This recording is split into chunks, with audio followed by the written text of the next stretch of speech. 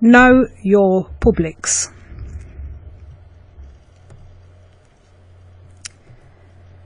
So let's take the example. Imagine we are a hairdresser and we are running a hairdressing business.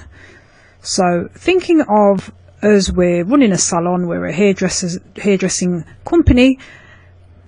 In terms of publics, our publics could be consumers. So those are the people who come in to get their hair done. Other publics we have are business customers. So these might be business clients that we have that come in to maybe get their hair done. Governments are our publics, so people who perhaps we have to deal with, the tax inspector, or if we have government officials coming in, for example, to make sure that our signage is put up correctly, that we're not causing an obstruction on the pavement. So we've got those kind of government officials to deal with. We have local communities.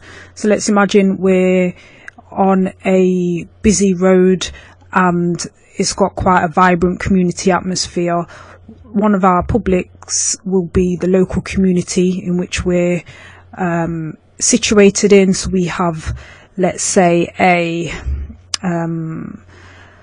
we have to make sure that we are a good business, as in we're not leaving our litter lying all over the place. So we're treating the local community with respect in that kind of way.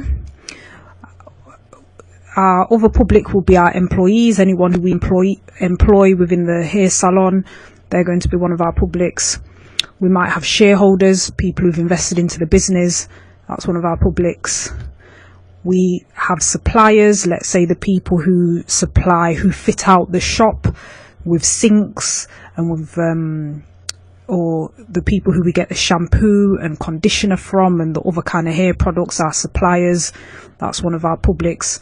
And finally, we might have members if we're some sort of kind of community-owned organisation, for example. So we might have members within the organisation. So as you can see, in whether we're a hairdresser, a hair salon, or any kind of business, we can have various publics in which we in the business are dealing with. So it's not just about potential consumers or customers, but there can be different kinds of people who we're dealing with, and these are known as your publics. So in your business, the task you need to identify and you need to do is identify who are these publics that are important to you in your business. Who are they? So you have to know who they are. So thinking of them in terms of the hairdressers now, what media do they consume? And if you have to pause the video for now, do so, but think about, what do they read? So say you've got employees, what do they read? What magazines do they read? What newspapers do they read? Say your local community, what radio station do they listen to? Is there a local radio station that they listen to? And where might they go? Say your business customers, where can they be found? Where might they go? So think of the media that they consume. Are they seeing buses? Are they seeing magazines? Are they listening to something? Are they watching something?